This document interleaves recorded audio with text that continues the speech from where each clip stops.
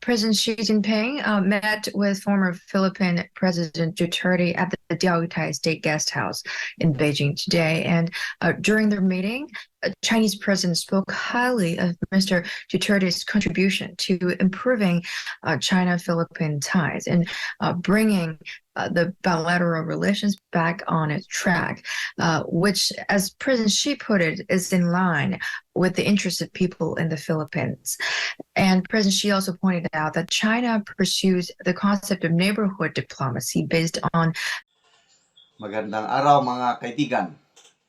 Ako po, pagka-astig ang dating Pangulong Duterte dahil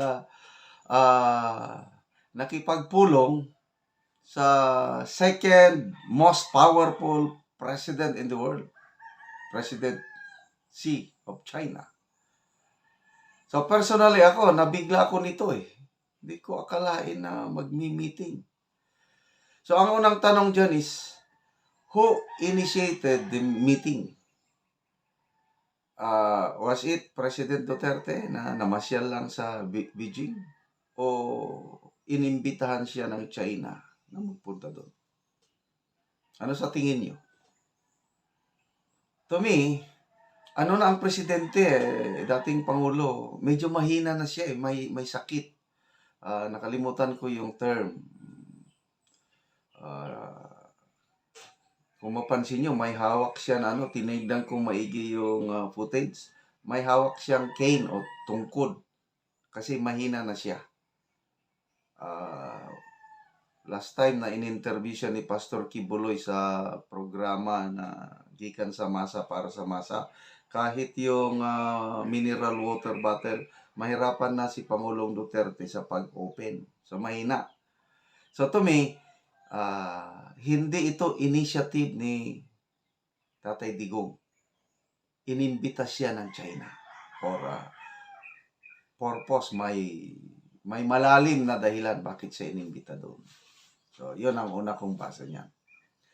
So, anong ibig sabihin nito na dati kang presidente, tapos iimbitahan ka ng second most powerful country o president? Ibig sabihin, astig pa rin. May asim pa si former President Duterte. And bakit ginawa yun ng China?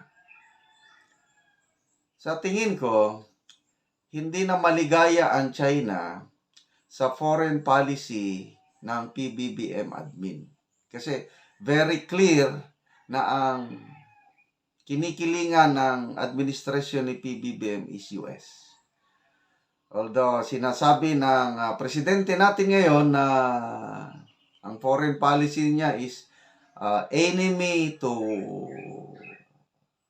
none, friends to all, hindi na ako naniniwala nun. Ang administrasyong PBBM is klaro na maka-US. Yan po ang aking analysis. Kasi nga yung pagpayag ng PBBM admin na mag-establish ng napakaraming EDCA bases, hindi na yun nagugustuhan ng China. Kaya itong move na ito ng China na inimbita si President Duterte at nag-usap, mamaya discuss ko anong pinag-usapan. Ulitin ko, displeasure ng Chinese government sa foreign policy ni PBBM. But wala silang magawa kasi yun ang policy ng presidente. Kaya lang, ang China, sa tingin ko, mautak. Pabayaan lang nila ang PBBM admin na gawin yung gusto nila na kumiling sa US hanggang 2028. Itong move na ito, nakikita ko, panliligaw sa Duterte family. So, ang unang niligawan, itong tatay. Kasi ang tatay, dati nang pabor sa China. Itong si Tatay Digong, galit sa US. Hindi niya, dito ako believe kay Tatay Digong.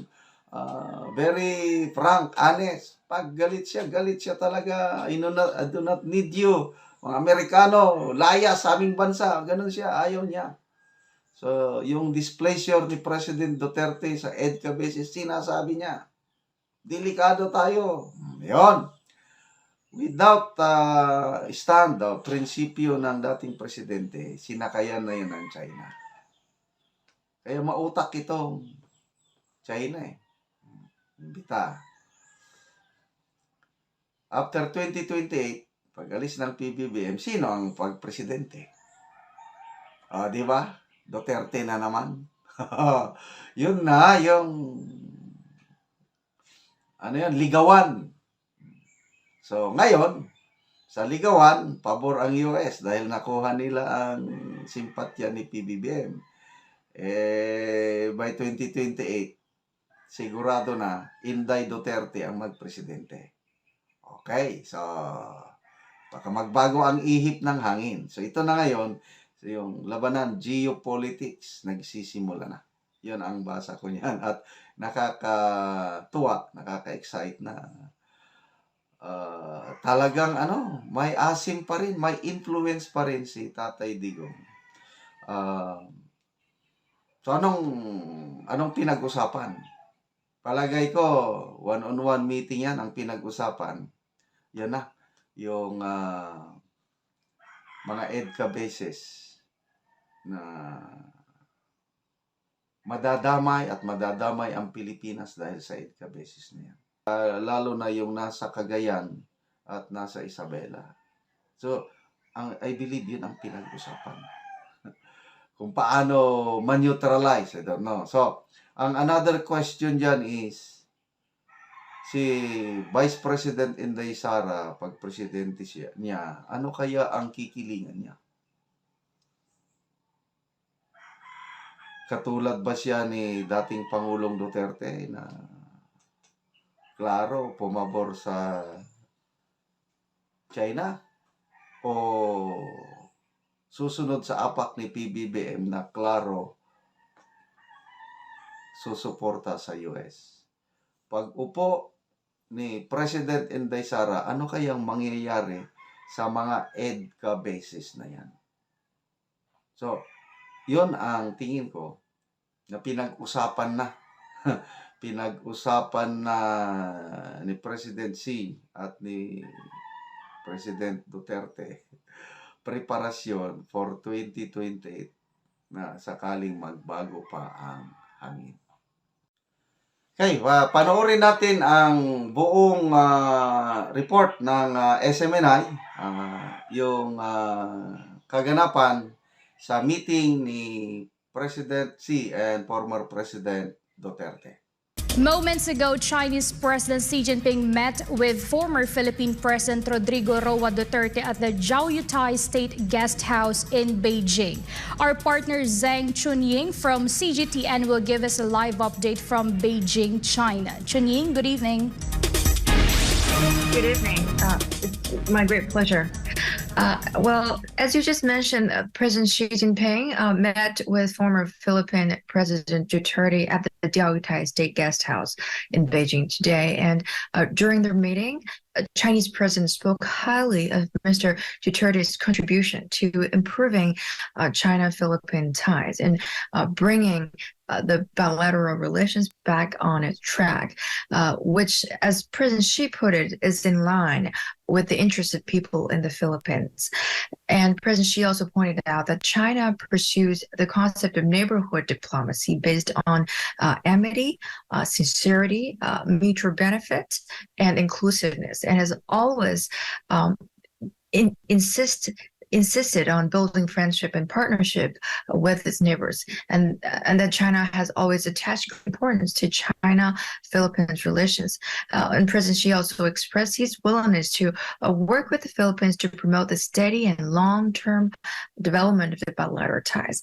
And for his side, Duterte also expressed his gratitude to China for the country's valuable support for the economic and social development of the Philippines, especially for China's help and support during the pandemic. He added that the booming ties between the two countries were in line with the wish of the majority of Philippines people, and as well, and the interest of the two peoples as well. He also expressed his willingness to continue to play a constructive role when it comes to promoting the friendship between the two countries. That's all from me. Back to you. Yes, Chunying, if we may ask, what are the implications of this meeting between former President Duterte and Chinese President Xi Jinping on Philippine-China relations? Well, yeah, as I just mentioned, Mr. Duterte has played a very significant role when it comes to improving the bilateral ties. So the meeting, I think, first of all, it serves as a platform for Chinese president to reiterate China's willingness for both sides to reiterate their willingness to further promote the bilateral relations and to seek more common grounds and seek more opportunities for win-win cooperation. And that is very crucial, I think, for the further improvement of the bilateral relations, both socially and economically. And so hopefully after the meeting, we're going to see more people-to-people exchanges, more economic cooperation, and also more, more strengthened ties when it comes to social development as well. Yeah, that's all from me. Back to you. Thank you, Chunying, for that live update from Beijing, China.